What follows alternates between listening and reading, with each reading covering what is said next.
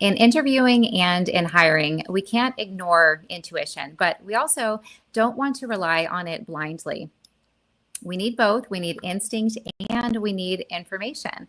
And that's what I want to talk about today, the importance of heeding your instincts in the interview process to help you make better hires, to help you, well, in order to make the better hires, to help you using your instincts to help you get the information that you need and that will ultimately help you in making better hires.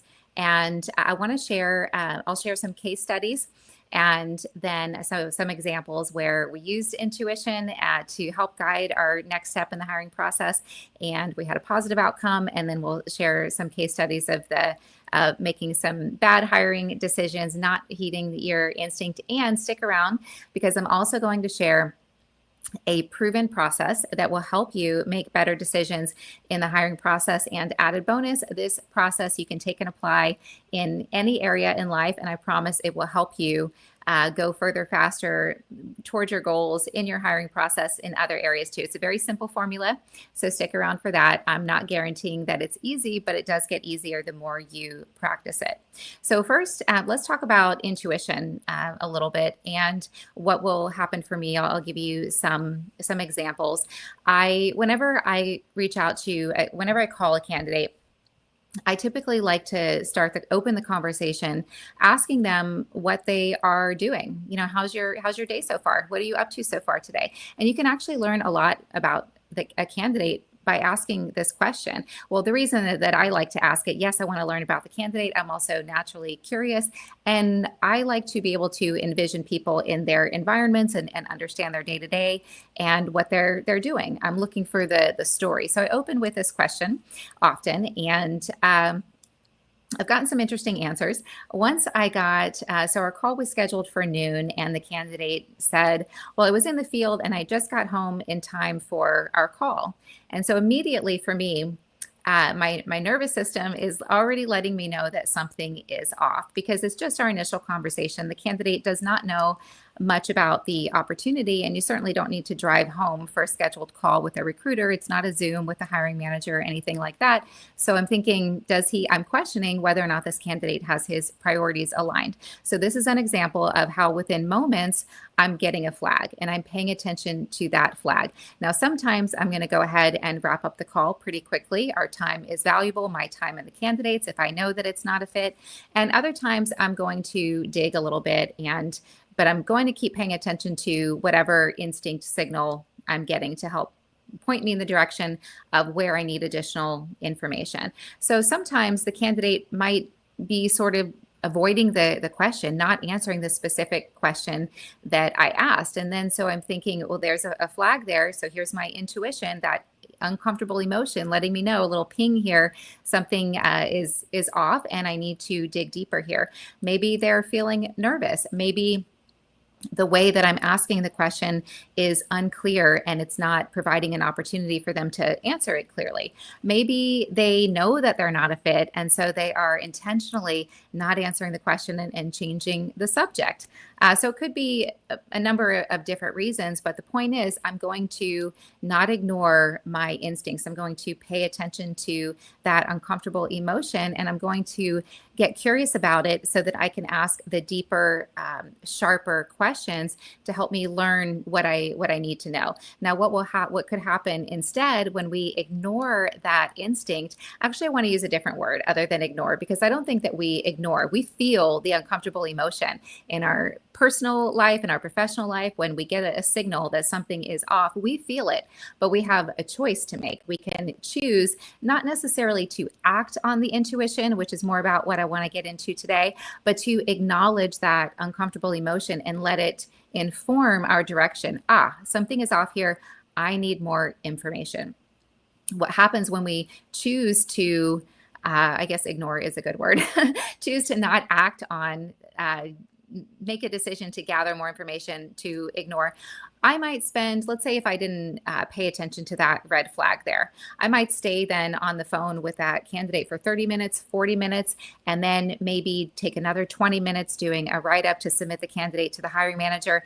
Now, because I haven't let the candidate know that actually I don't think that we have a fit here, they're spending their time likely researching the opportunity, which is not a good investment of our time because instinctively I know I don't think that we have a fit here. And then if I move further to go ahead and present this candidate to the hiring manager, now they're wasting their time reviewing a resume, potentially scheduling an interview. So you can see how one small ignored hesitation can ultimately create a ripple effect of wasted hours. So we want to avoid that because leaders don't have time to waste. None of us do, but this is what happens when we sometimes ignore our instincts. So let's talk a little bit more deeply about intuition and what happen. And I'll share what happens for me, and then how you can try and identify your instincts and hone in on them a little bit more, what that might feel like for you. Awareness helps us to create change, and just drawing some awareness around the feeling and what that might feel like will hopefully help you better recognize. So for me, I'm very sensitive. I feel other people's emotions, so I have to be very selective with who and what I give my time and energy to, and I'm getting better at this. But anyhow, what will happen for me is it is a very strong signal. So my body will actually kick into fight or flight mode. I'm still calm and present in the conversation, but on the inside, I'm really strongly feeling, okay, something is off here. And it'll happen in just a second. And so while this is uncomfortable, I'm certainly not enjoying the feeling or the conversation when I feel like this sensitivity is a strength that helps me to ask those, to get to the deeper information of what I need faster, right? And it also helps me better prioritize my time and time for the candidate. If I know it's not a fit, I don't need to stay continuing to have the conversation. And that's also going to benefit the candidate too. I respect their time as well. They've got another job likely to get back to also. But what might, for leaders out there and anybody who, because we all have fear and we all have intuition, and depending on what we do with this information can really help us make progress or can create delays on our path. So how can you recognize whether it's fear or whether it's intuition? Actually, we're going to get into that in a little bit. How can you really feel and create greater awareness around your instincts? What might it feel like for you when you get that concern, hesitation about a candidate? Well, it might feel like tightness. It might feel like resistance. It might feel like confusion. When something doesn't make sense, we like if a candidate is not answering our question clearly, well, we're confused. Well, this is a hesitation. So it could feel like a hesitation, could feel like resistance. It could feel like tightness, like maybe a boundaries being crossed. And it could just feel like confusion. So why am I sharing those points about what it might feel like, what your intuition might feel like, how it might show up? Because you want to pay attention to that. And if you can just be aware of what it might feel like, then you will likely pay closer attention to your instincts in the hiring process. Okay. All right. Let's see where we want to go next here. We don't want to rely solely on our intuition. We want to let it instead inform your hiring decisions. So not, yes, I'm going to hire this person because my gut is telling me that they're a good hire, or I'm going to pass on this person because I see a potential red flag here. No, but you're also not going to ignore that. You're going to feel the feeling, let it exist, let it expand, and then get curious about it. And that curiosity is then going to guide you to what additional information you need and that next step on how you can get that additional information in the hiring process. And that informed decision is something that we call bounded rationality. So Herbert Simon, if you're not familiar, he won the Nobel Prize for economics for his work in decision making. And he coined the phrase bounded rationality, which is basically saying that we can't ever gather all of the information because, so we can act on our instinct, make a decision based on our gut instinct, or we can get some more information. But if we spend too much time trying to gather as much information as possible and more and more and more and more, we're still never going to have all of the information. And then typically what will happen is the problem or the goal will have changed by that time. So then the information that you gather is somewhat irrelevant. So then what we want to do is practice bounded rationality. We want to recognize our instincts, our intuition, and then let it guide you to what additional information you need and then how to get that information. So hopefully, that makes sense. We want to use our intuition as a guide. And research shows, and I've spoken with lots of leaders, worked with lots of leaders over the years, and I've heard success stories, and I've heard plenty of venting stories where they ignored their instinct or their intuition. They felt it, but they chose not to dig deeper there. And so that's essentially ignoring. But research shows that the best leaders don't ignore their intuition, and they also don't rely on it blindly. Instead, it's balance. They're balancing intuition and information. So you're going to feel that feeling, and then, okay, now what additional information do I need to help me tease out this red flag, to help me understand, is it really a concern, or is it something that the candidate can overcome, we can overcome throughout the process, and maybe it will end up ultimately elevating your confidence in the candidate as you move them forward. So yes, you want to get additional information, and yes, you also want to pay attention to your intuition. And now I want to share some case study examples, because often when I'm speaking with hiring managers, when they come to me to backfill an opening where the candidate was in place for maybe 6 months, maybe a year, maybe a year and a half, none of those are good hires. We want a lasting hire. But I will always ask the hiring manager, were there any signs during the interview process? And the answer is always yes. I mean, almost always yes. Maybe there's some examples where I'm not recalling, but usually, yes, the hiring manager says, yes, there was a sign. Sometimes they'll say no, and then in the same sentence, they'll say, but there was this one thing.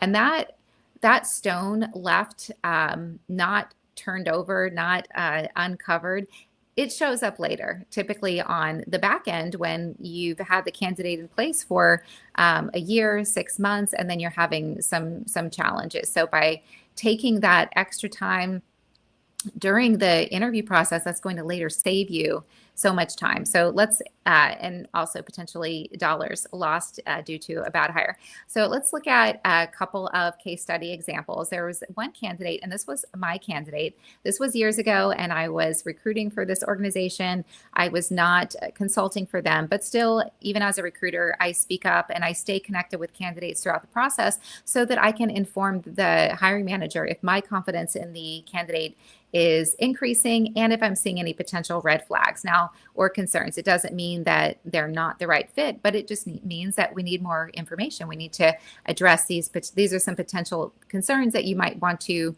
address. So this one example, my candidate was very excited, presented, I should say, very excited, high level of energy around the opportunity and the company. And this particular company, they love high energy and excitability about their organization. Most companies would, right? But I had a red flag. So the leadership team and the hiring manager and executive leadership was really excited about this candidate. And I had a hesitation. My spidey senses were going off, and my hesitation was, well, he's acting excited, but he's not articulating why he wants this role and this organization specifically. This was my hesitation. And so what would have been a potential solution? Okay, we're feeling instinctively, we have a pause, we have a hesitation, we have a potential concern, red flag. What can we do? So this is informing, I need some additional information. So what's the question? The question is, why? Why is he excited about this opportunity? That's what I'm not getting. So that's from my conversations with the candidate. So this is the additional information that I need. Okay, so then that's going to inform my next step in the process. So what is that? Well, a simple solution could have been to have the candidate put together a why me presentation. Okay, for this next step in the process, we want you to put together a 15-minute presentation We'll have you present in front of a panel, maybe 3 to 4 members of the leadership team, why this organization for me, why me for this organization. And I think it's highly likely that that candidate would not have delivered very well on that task. And yes, that might have hurt in the short term, because then you would have had to start over and let your star candidate go. But instead, what happened is they hired the candidate. They didn't dig deeper I don't know that they saw it as a concern, but anyhow, 6 months later, the candidate was no longer with the company. So we'll leave that there. But at that point, how much damage or disruption had that bad hire caused the territory, potentially the team, and dollars lost in the organization? And then you've got to start the hiring process, recruiting process over again. So another example. This was a win, not all losses. This was during a final interview. This is my candidate again. She's super strong candidate, but she displayed a behavior during the final interview that the CEO, it was a flag for him, gave him a hesitation. So this was an instinct. This was his intuition raising a flag. I see a potential challenge, concern here. And so instead of ignoring the challenge, he addressed it directly right there in the interview. He gave some coaching feedback. And what the candidate did was course correct in real time. And so this demonstrated coachability, and she got the job and she stayed with the company and she was later promoted. So just another example of how we can act on our instincts. Sometimes, it may not be right there in that moment. We might have a question and not have our question fully formed. This happens for me a lot, but a lot of times in the interview process, from my conversations with leaders, they know their hesitation. Sometimes we don't, sometimes we do. But my point is, if you do know it, then you can go ahead and let it guide your next direction and take that next step right there, like potentially some coaching feedback in the interview process. One more case study, and then we're going to get to that formula that I promised you. So this example, the VP had a gut feeling about during the interview process that the candidate was probably not the right hire.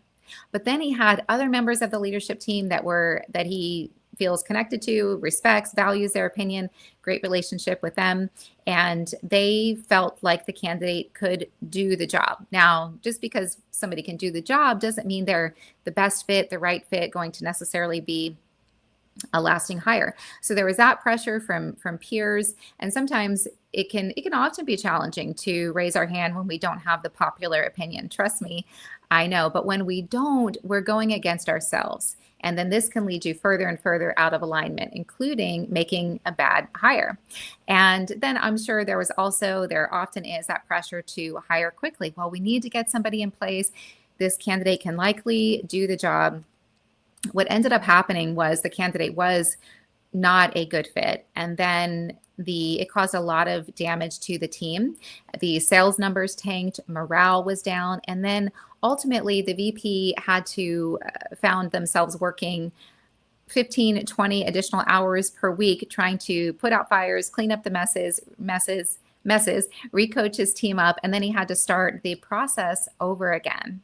So what is the takeaway? It's certainly not, we don't want to beat ourselves up if we make a decision that leads to an undesired outcome. It's not a failure as long as we learn from it. But why we want to learn and avoid these mistakes is because it's super bad hires, hiring mistakes. I kind of don't like the word bad hires because it doesn't mean that the candidate's a bad candidate. It just means that it's not a fit. And if it's not a fit for the organization, it's not going to be a fit long-term for the individual. And we want others to make the right decisions for their career, because it's not only disruption to the organization, but it's also disruption to, of course, the individual. Changing jobs is a big change. So anyhow, the takeaway is we don't want to ignore our instincts. We just want to we don't want to fear, I should say, our instincts. And it can be scary sometimes to lead with your intuition. When I say lead, I don't mean make the full complete decision. I mean, lead with your intuition, let it guide your direction. And the direction could be, and often is in the interview process, getting additional information where you need the additional information. So yeah, leading with our Intuition often can be painful. That's why we try to ignore it so much of the time. But because you might have to let your star candidate go. Maybe they're a great candidate, but there's additional information, for example, that you need to inform them of and to ask them about to make sure it's going to be a good long-term fit, to make sure that your opportunity is what they want. So if you withhold that information for fear, well, it's going to come out on the back end anyway. I've seen that happen many times too. So the takeaway is, yes, sometimes it might hurt. You might have to let go of that star candidate, but other times acknowledging your instincts and using it as a guide to help you discern your next step, maybe giving some feedback, maybe a deeper, specific, different interview question, maybe introducing another assignment or another step in the interview process. Maybe you overcome through that step, overcome the hesitation, and you come away with elevated confidence in moving the candidate forward. Okay. So don't fear your instincts. Yes, it can be challenging to lead with them, but it's going to serve you better. And actually, let's talk about that now. It's time for the fear versus intuition, my favorite lesson that I like to teach.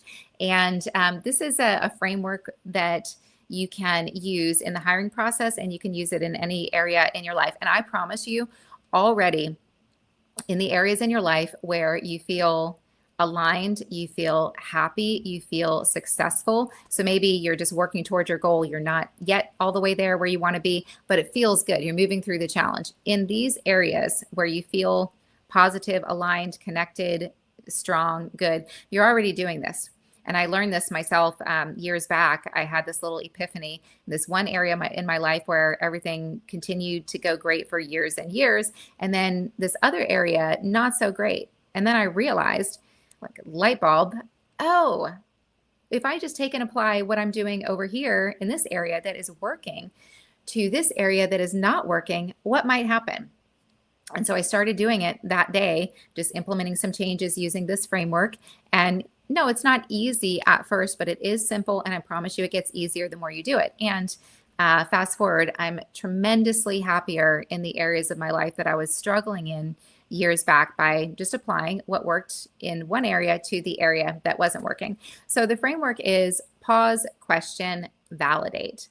And so we want to listen to the pause is heeding that emotion, heeding your intuition. And how do you do that? You feel it. You feel the feeling. And a lot of times we push away, we try to ignore those uncomfortable emotions because what if? And that's the fear factor, the what if. But if you pause and instead learn to sit with that discomfort, that's going to guide your next direction, which is often those deeper questions that you need answered. Now, sometimes we know and we can walk away from the connection, let the candidate go, whatever the situation is. Other times we need more information. So we want to apply that bounded rationality. But in order to do that, in order to know what area you have questions, and you have to first sit with that uncomfortable emotion. So feel the feeling. And then, so after you pause and then you identify and then ask that deeper next question, then you're going to have validation. You're going to have either, if we're talking about the hiring process, interview process specifically, elevated confidence in moving this candidate forward, or confirmation that, okay, it's kind of stinks that we have to go back to the drawing board, but let's make sure that we make the right hire, not just a fast hire.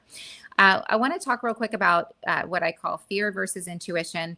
And let's make this super simple by quickly defining what these words mean. Let's just take a deeper look to elevate our awareness. So fear, by definition, this is what you'll see if you look up both of these words in the definition.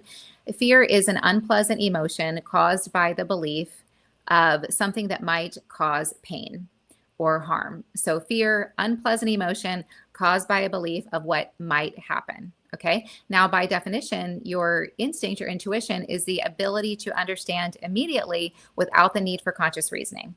Immediate understanding without the need to consciously process and reason. Why do fear and intuition work this way? To keep us safe and alive. So your instincts are strong enough to protect you, to keep you safe, to keep you alive. So couldn't they also be strong enough to guide you in the hiring process, or in your career direction, or in your goal pursuit, or in your relationships? So just examples of what I mean when I say that you can take and apply this framework anywhere. Okay, so now if we have the literal definition of fear, which takes a moment, versus intuition, which happens instantly, what is the order? Which comes first by definition? Intuition. So this is how you identify your instincts. So let's say, okay, we've got a potential concern in this candidate. Oh, but I need to hire quickly. We've got this launch coming up. We need to get our boots on the ground. Or I'm super overwhelmed and my team is spread really thin. We need to make a hire. But your instinct came first, and then the fear came in, the what if. Well, you have the power to choose your focus. So I challenge and invite you to choose to focus back on your intuition. Doesn't mean you have to cut the candidate. It likely means you need to add an additional step. You need to ask the deeper question.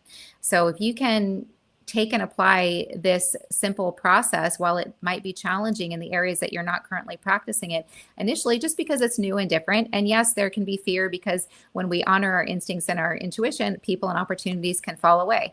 Darn it, my star candidate is not going to end up being the right hire. Or that job opportunity, I thought I wanted it, but I'm going to have to wait it out for something that truly aligns with me.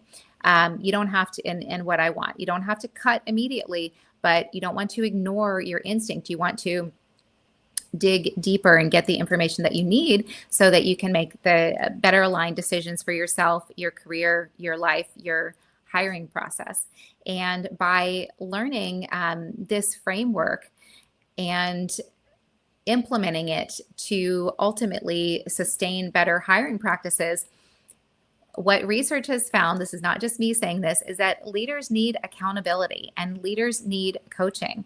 I talk to all the time leaders that are tenured and they're great leaders, and they still make hiring mistakes and have a lot of some fear and a lot of stress often in the hiring process. And they could use some help when they're running into questions like this and hesitations like this, and they're not sure of what that next step is, what to do with that hesitation. Or think about new leaders that often are not trained on a hiring process. Maybe they were a stellar performer as an individual contributor, and then they're thrown into a leadership role, which they're excited about, but they can often be overwhelmed. Maybe they're learning a new product line, they're learning how to manage their team, and now they've got to backfill or expand, and they don't have any training on the hiring process. So it's not enough to just implement and teach new training, to teach the new framework, to teach a new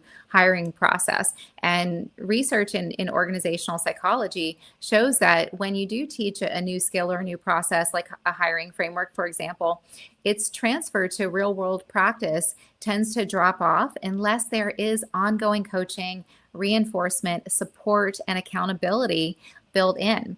And if you think about it, leaders are managing hundreds of priorities, right? They're expected to expect them to, with everything on their plate, to learn, implement, and then repeat a new hiring process, and then teach their newer managers under them this new hiring process. And to do that consistently, it's kind of unrealistic, without coaching, without accountability.